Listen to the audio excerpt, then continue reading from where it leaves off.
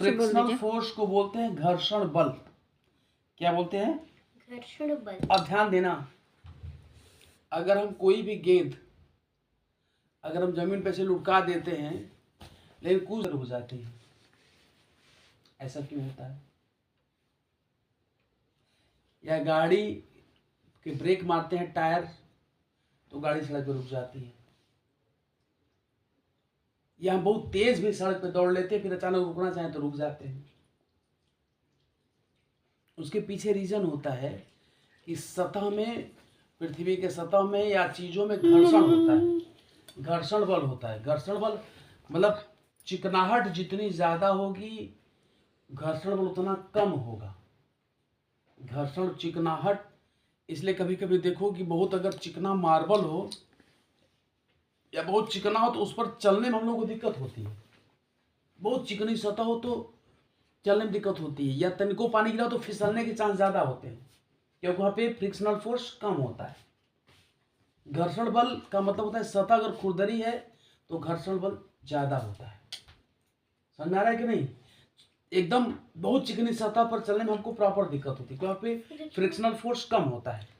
Frictional force opposite direction में react करती है। नहीं, ऐसा वो तो करता है लेकिन वो रिएक्ट की बात ही नहीं है। वो एक तरीके से वो चिकनी फ्रिक्शनल फोर्स ये होता है कि एक तरीके से चीजों को रोकने का काम करता है। फ्रिक्शन फोर्स क्या करता है?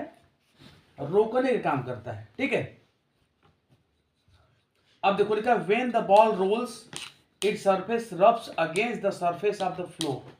This rubbing together of the two surfaces gives rise to a force that opposes the motion of the ball. कोई चीज अगर मूव कर रही है तो उसके अगेंस्ट फोर्स लगता है। अभी तुमने कहा कि उसके अगेंस्ट जो फोर्स लगता है वो फ्रिक्शनल फोर्स है, उसको रोकने का काम करता है। क्या करता है?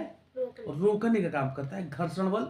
और इसका सीधा कॉन्सेप्ट है कि सतह अगर बहुत चिकनी है तो घर्षण बल कम होगा, अगर सतह खुरदरी है तो घर्षण बल ज्यादा होगा। इसलिए देखो कि सांप को पैर नहीं होते हैं लेकिन सांप खेतों में बहुत तेज दौड़ लेते हैं, इंसानों से तेज दौड़ लेंगे। लेकिन अभी मार्बल्स वाले पे बहुत चिकने फर्श पे अगर उनको चलना हो तो ऐसे ऐसे ऐसे ऐसे फिसलने लगेंगे, वो मूव भी नहीं कर पाएंगे। कारण कि उनको जितना फ्रिक्शन फोर्स लगेगा उतना तेज दौड़ते हैं। चिकनाहट में नहीं, चिकनाहट वाले में वो नहीं चल पाते, उनके पैर नहीं होते, उनके पैर के नीचे छोटे छोटे कांटे होते हैं, उसी की सहायता से चलते हैं छोटे छोटे, वो बहुत तेज चलते हैं तो चिकनाहट में नहीं मूव कर पाते। उनको फ्रिक्शन फोर्स की आवश्यकता पड़ती है। जितना फ्रिक्शनल फोर्स रहेगा उतना तेज मूव करते हैं, चिकनाहट में नहीं चल पाते हैं।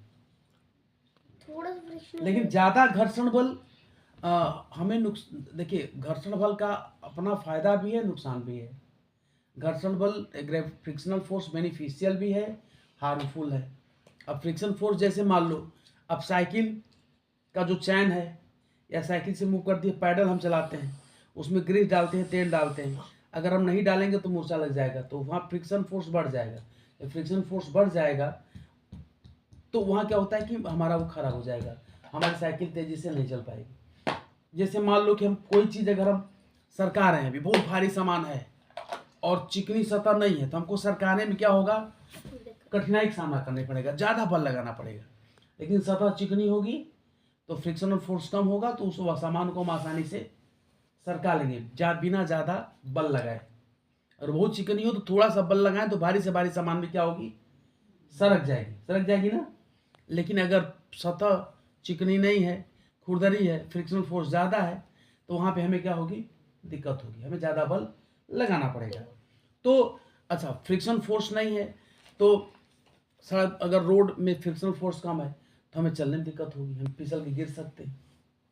तो फ्रिक्शनल फोर्स बेनिफिशियल भी है और हार्मफुल भी, उसका अपना अलग अलग जगह पर होता है। ठीक है, देखो when we walk friction acts between our feet and ground, it enables our feet to grip the ground, thus friction help us to walk without slipping.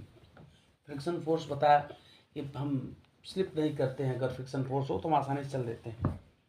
For friction to act, two objects or surface must be in contact. Friction acts opposite to the direction of the motion and hence opposes motion. गति के against काम करता है frictional force, अभी तुमने बताया था, तुमने बहुत अच्छा बताया था। A rough surface offers much more friction than a smooth surface, ये बताया मैंने। जो रफ सरफेस होता है उसमें ज़्यादा फ्रिक्शन होता है और स्मूथ सरफेस में कम फ्रिक्शन होता है, ठीक है।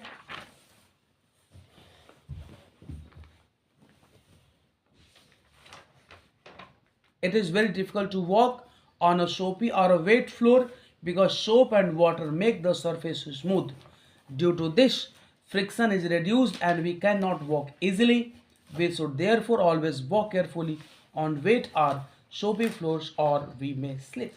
जब साबुन हो पानी गिरा हो, कि साबुन जैसे बाथरूम में गिर जाता है, एग्जांपल दे रहे हैं, गिर जाता है तो हमको भी चलते आता है। सावधानी से चलना चाहिए, वहाँ फ्रिक्शन फोर्स ना के बराबर होता है और फिसलने की चांस बहुत ज़्यादा होती है, ठीक है। इसलिए हम लोगों ने 3 फोर्स पढ़ा, जिसमें कि ग्रेविटेशनल फोर्स और फ्रिक्शनल फोर्स, इन दोनों फोर्स का जो इम्पोर्टेंस है वो हम लोग की लाइफ में बहुत ज़्यादा है, ठीक है। Okay, thank you.